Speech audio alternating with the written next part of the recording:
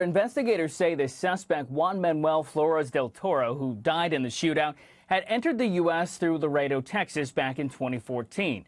While his work visa was expired, authorities say he didn't have any outstanding arrest warrants and had minimal previous contact with police.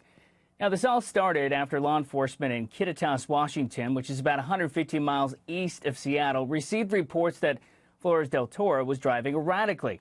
There was then a chase, and at some point it all ended in the sound of gunfire. Deputy Ryan Thompson was killed, and Officer Benito Chavez was shot in the leg, but he is expected to survive.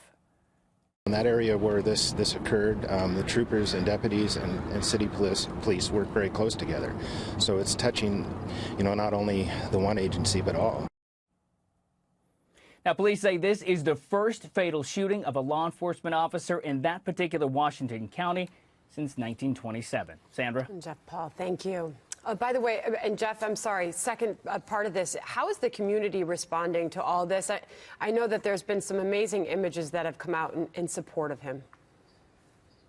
Yeah, and as you mentioned, Deputy Thompson, who died, leaves behind a wife and 3 kids. So for the folks who live in that area where the shootout happened, it's hitting those people very hard. I just couldn't imagine what that family's going through right now. I can't. It's just a tragedy. We just all have to pull together as a community and be supportive for each other.